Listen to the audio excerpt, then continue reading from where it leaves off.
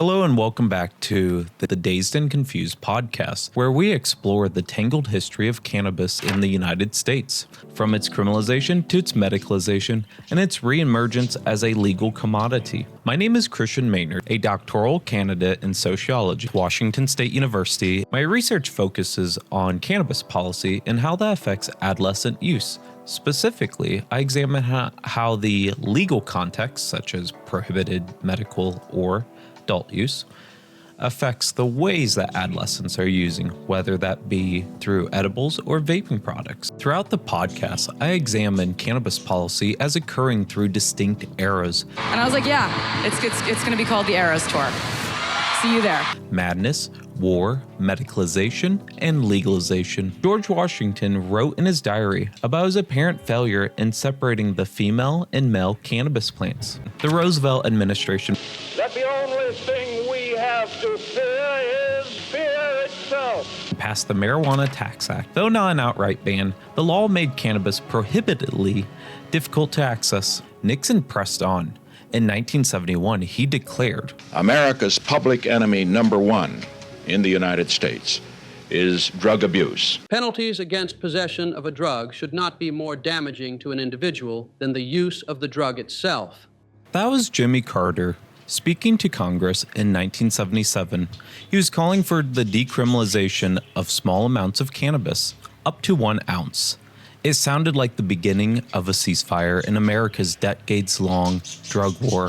Leading medical researchers are coming to the conclusion that marijuana, pot, grass, whatever you want to call it, is probably the most dangerous drug in the United States. I experimented with marijuana a time or two, and I didn't like it, and didn't inhale, and never tried it again.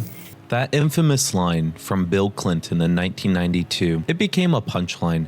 The public tide on cannabis was shifting. Voters in Oregon, Washington, Nevada, and elsewhere kept approving medical cannabis. Bush himself was no stranger to cannabis. I wouldn't answer the marijuana question. You know why? Because I don't want some little kid doing what I tried. But you got to understand, I want to be president. I want to lead. Do you want your little kid say, hey, Daddy, President Bush tried marijuana? I think I will. In 2006, then Senator Obama remarked that Obama.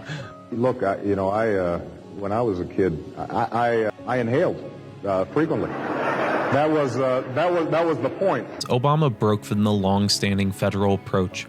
His Justice Department reprioritized enforcement, instructing agents to cease raids on state-licensed medical operations and focus instead on illicit trafficking disguised as medical use. The move was framed as a matter of resource allocation, but also marked a ceasefire in the federal-state conflict over cannabis. In November 2012, history was made. Voters in Colorado and Washington passed ballot initiatives legalizing cannabis for adult use.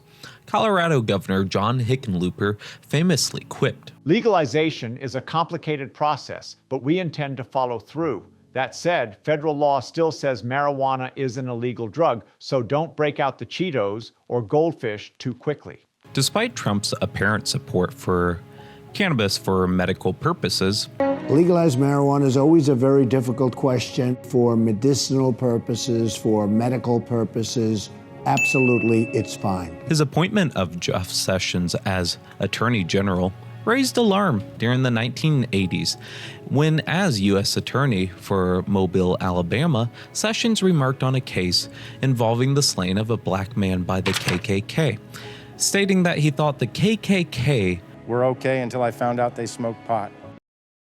Join me for Dazed and Confused and subscribe wherever you get your podcasts from.